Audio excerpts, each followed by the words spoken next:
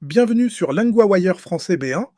Aujourd'hui, nous avons deux histoires de nouvelles routes aériennes avec United Airlines et des robots humanoïdes qui courent, tombent et parfois brûlent. Pour vous aider à comprendre cet épisode, retrouvez les transcriptions, les traductions en anglais et le vocabulaire expliqué sur linguawire.com.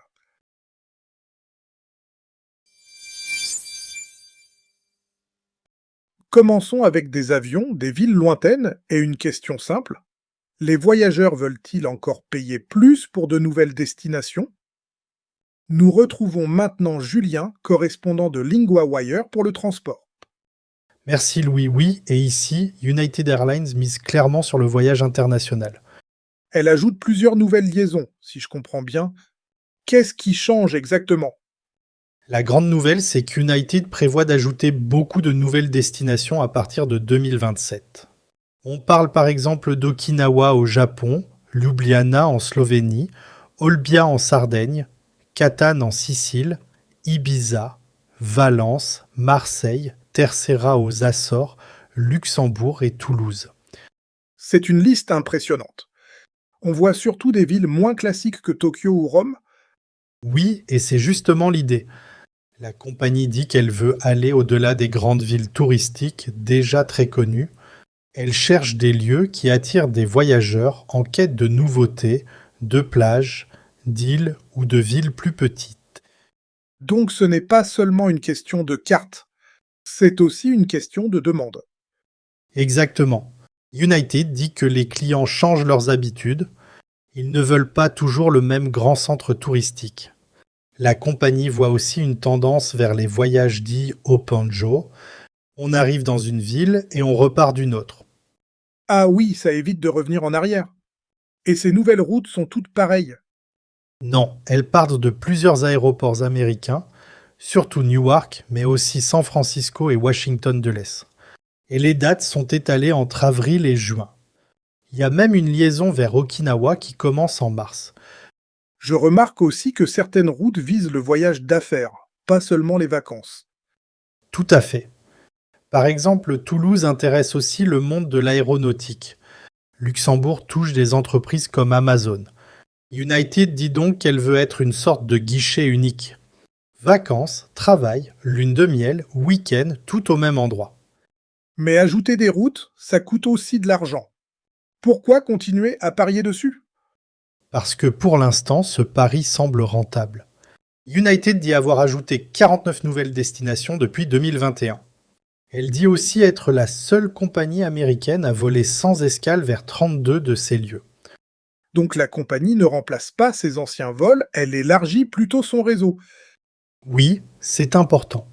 Elle ne coupe pas ses lignes existantes pour faire de la place. Elle ajoute. Et cela montre une chose simple.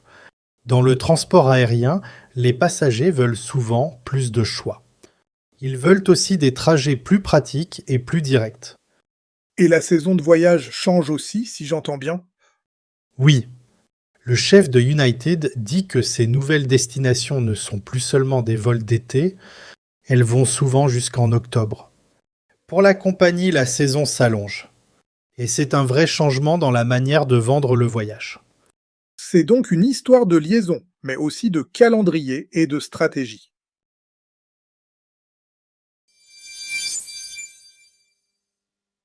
Passons maintenant à des robots qui impressionnent, mais qui montrent aussi leurs limites. Nous retrouvons maintenant Claire, correspondante de LinguaWire pour la technologie. Merci Louis. Oui, et les images de ces jeux robotiques ont beaucoup circulé.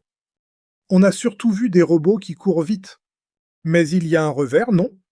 Oui, aux Jeux mondiaux des robots humanoïdes, à Pékin, certains robots sprinteurs ont battu le record humain du 100 mètres d'Usain Bolt. Mais dans d'autres vidéos, on les voit aussi heurter des barrières, tomber et parfois ne plus réussir à s'arrêter. Donc la vitesse impressionne. Mais le contrôle reste fragile. C'est exactement ça. Les robots peuvent parfois faire une action très précise, comme courir vite ou sauter haut. Mais quand il faut freiner, garder l'équilibre ou changer de rythme, les difficultés apparaissent.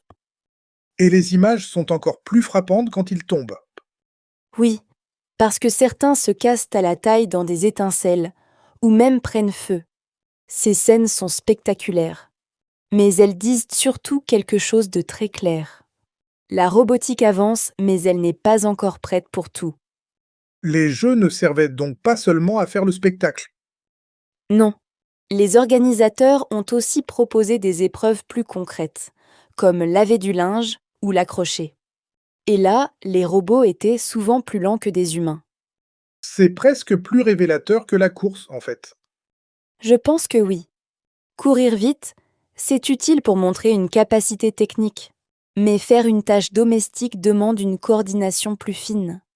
Il faut voir, comprendre l'objet, bouger les bras, les mains et le corps ensemble. Donc on mesure deux choses à la fois, la puissance et la souplesse. Exactement. Le message de cet événement, c'est que les robots humanoïdes progressent vite dans certaines tâches. Mais ils restent loin d'un usage quotidien simple à la maison. Et le fait que ces jeux soient à Pékin avec des médias d'État et la ville leur donne aussi une dimension politique et économique. Oui, car l'objectif n'est pas seulement sportif. Il s'agit aussi de montrer le potentiel commercial de ces machines. C'est un moment où l'industrie robotique chinoise se développe très vite. Donc on n'est pas seulement dans la science-fiction, on est déjà dans une vraie compétition industrielle. Oui, et ces images résument bien le moment. Les robots avancent, parfois très vite. Mais ils restent encore maladroits dans le monde réel.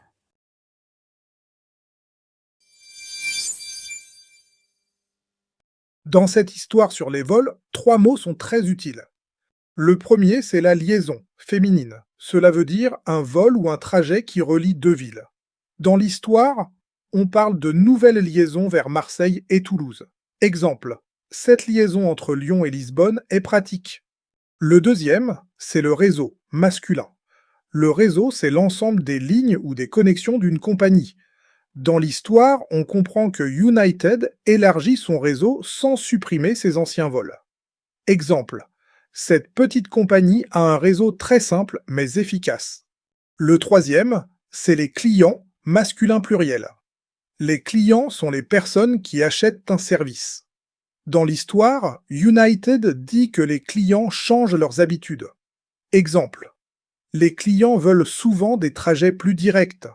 Maintenant, la grammaire ajouter de nouvelles liaisons. On utilise ajouter de plus non pour dire qu'on met quelque chose en plus. Exemple 1, United prévoit d'ajouter de nouvelles destinations. Exemple 2, la compagnie veut ajouter de nouvelles liaisons sans supprimer les anciennes. Répétez, ajouter de nouvelles liaisons.